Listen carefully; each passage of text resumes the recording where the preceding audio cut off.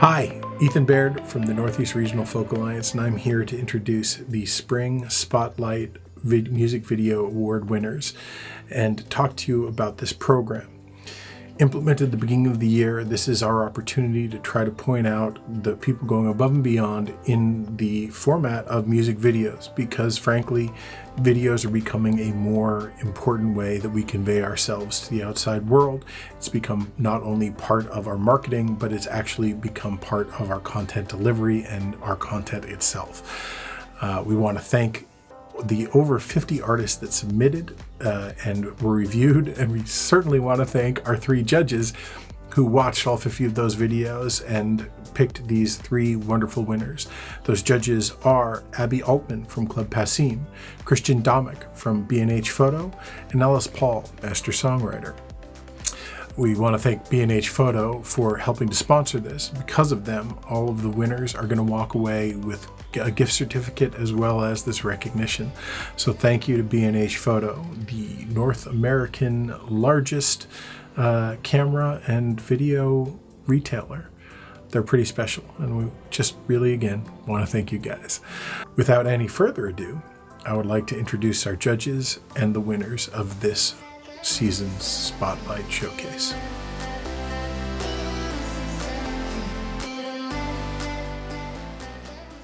Hey, NERFA folks, this is Christian Demek, and we're going to go over the top 3 videos for the Spotlight series. And we're going to start things off with Heather Aubrey Lloyd with My Kinda Quarantiner.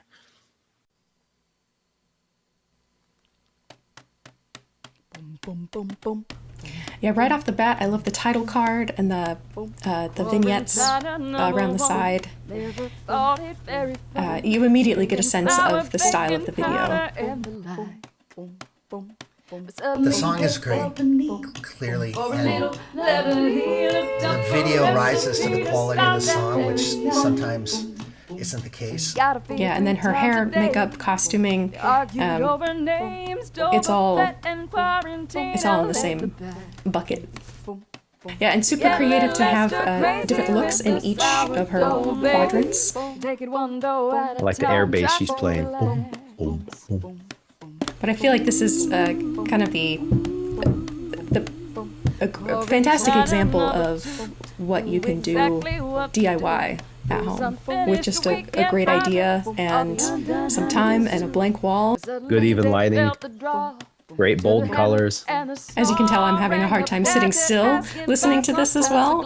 It's so catchy, and it makes you want to join in as well. So this is a great representation for this song, and which is generally what you want. You want it to be interesting, and if you can hook them in with the video, that's great. And even though she's pretty much in the center of the frame every single time, right? She's changing her clothes, she's changing her glasses, she adds little touches, little flourishes here and there, and it just adds to it. It looks like it's a higher production video than someone doing it pretty much in their own home with no budget, right? Yeah, the harmonies are great. Yeah, I just love the humor that's running through the whole video. And she has a fantastic voice. Again, keeping true to the theme that she started with the 1940s kind of theme. It all fits together. And again, but with just such a minimal setup, I think that it's highly commendable.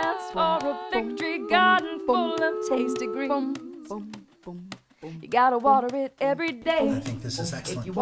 I feel like I've seen similar ideas with bands that are built like this, but it's really impressive to see one person kind of pull off all of the roles in the same video. Guarantee I couldn't make a video like this. Not that clever.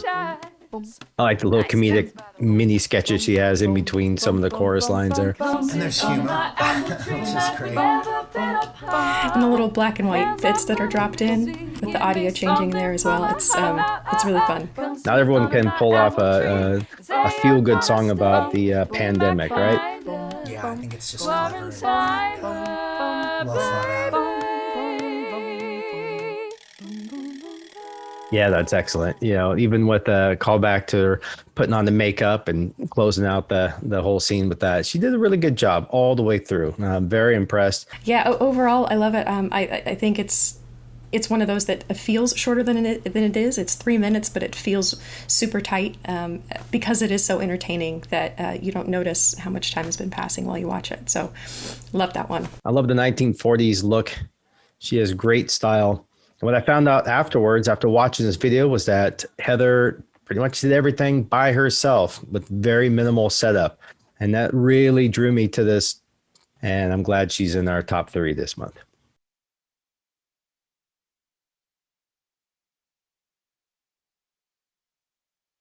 All right, now we're going to look at a video from Joy Ike.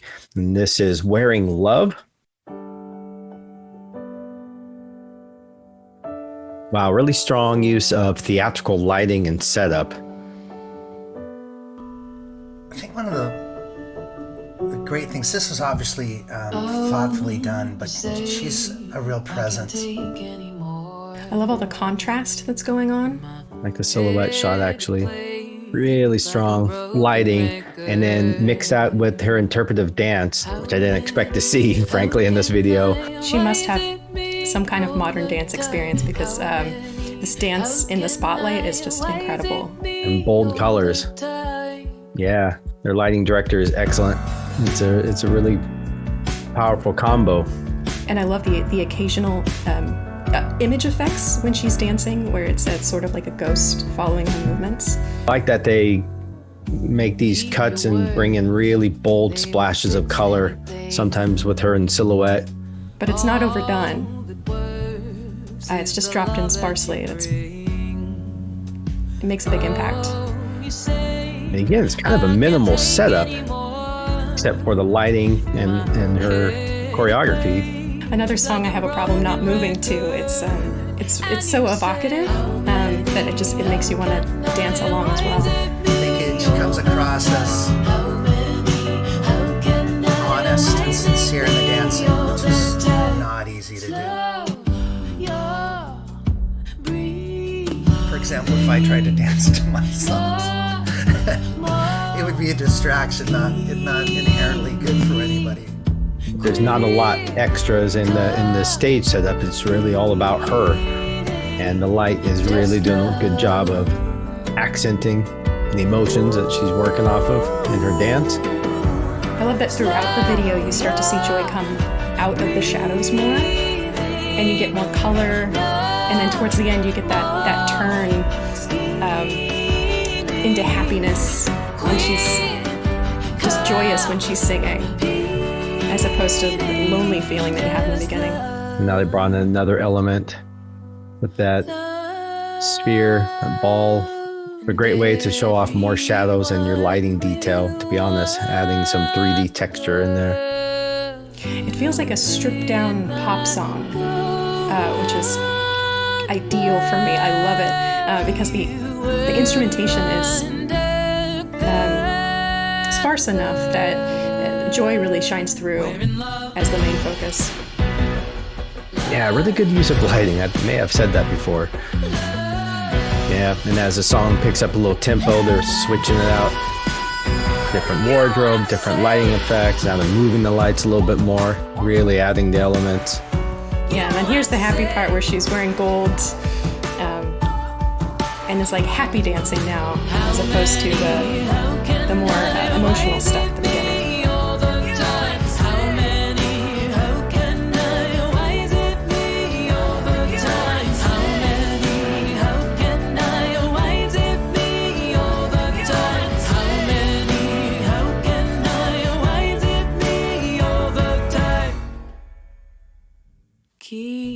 And then it comes back down at the end with just the close-up and the eye contact with her. It's just a fantastic arc for the whole song. Loved that video. Great musicians all the way around, great vocalist, great artist. Yeah, I love this one. Yeah, with just a little outro of silence. Fantastic. Of course, it's all about her and her voice and the way she's interpreting it through her dance. But yeah, that's a beautiful video. Nice. Well done, Joy.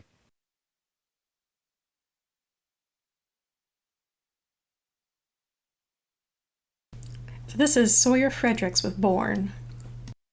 Right out of the gate, they take the time to establish that shot with Sawyer.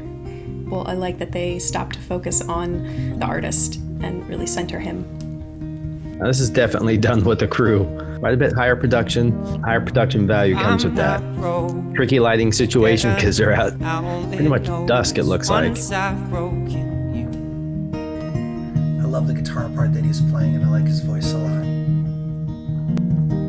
This is one of my favorite parts. Little girl on a bicycle trying to learn how to ride, and then it looks like her father comes down the hill to save her and accidentally bowls her over. I really love the fact that they kept that in the video. Considering this is a one-take video, and for those of you not familiar, that means that they never shut the camera off, so everything had to be coordinated in one long flow, which is really difficult to do, and to do it right. So the fact that they kept in the minor didn't go according to plan moment there with the little girl getting knocked over, actually, I think, added to the realism of the story, and for me, it added that much more. And even though we're going to move through all these different little pieces of stories, Sawyer remains the focus. He's the connecting line to everything. But all in all, the video here is really beautifully shot.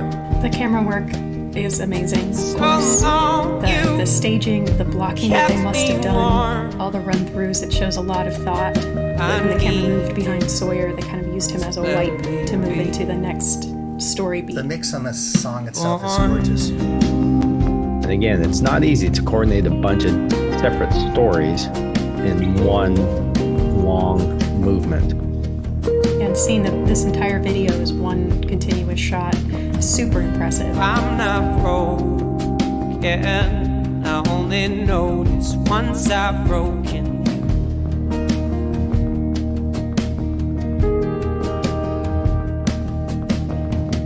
Blood coordination. That was cool. The actress and the actor walked off camera, and when the camera turned, they were out of view completely. I don't know how many takes it actually took to get this final one down, but considering the light out there, looks like it's getting close to dark, very much in dusk. They didn't have a whole lot of opportunities to redo this one. I like the vocal a lot. I like how natural they kept everything. It's just a guy with a guitar walking down the road. The song is pretty muted, and the surroundings fit in. Take my scar.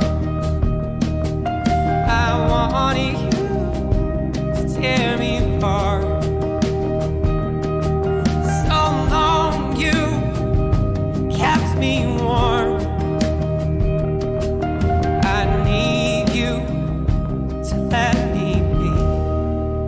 Yeah, there's the color and the tone on the film itself is nice. It feels very cinematic. Nice environment, very realistic environment. I don't know where they went, upstate New York or something to film, but that's it's beautiful. And then when he stops playing and the music fades out and the nature sounds fade in, like you can hear the cicadas. And I love how they brought it out, and it's crickets.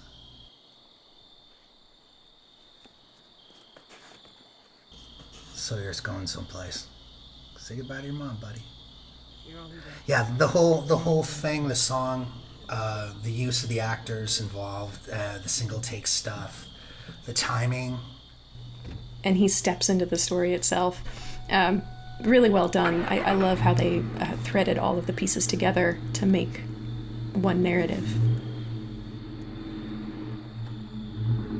The only thing I couldn't identify with is that super cool yellow car at the end of the video, because I never had something like that. Nice use of cars. 2 well-chosen cars. Or 3, actually. 3? Maybe there was only 2. Yeah, love it. It's great. Yeah, they should be proud of that one. Wow, yep. And that beautiful dusk pinks and purples as the car drives away. It's a great way to end that shot. Yep, and then just a understated ending. Fantastic video all around. You can tell that this was a professional piece of work. That's the top 3 picks. There's a lot of other really good entries this month, and I think some honorable mentions need to be made. And I'm looking forward to what other people can do, seeing the winners here, and hopefully they're inspired to go out and make some beautiful visual stories to go along with their songs. All right. That's it. I think I can turn this off now. Thank you for watching the video. Since you've stuck around, if you could click like, subscribe, and maybe watch this video over here on what NERFA is and what we're trying to do for the musician community, the roots and folk musician community in the Northeast region, I'd appreciate it. Thanks very much. Have a good one.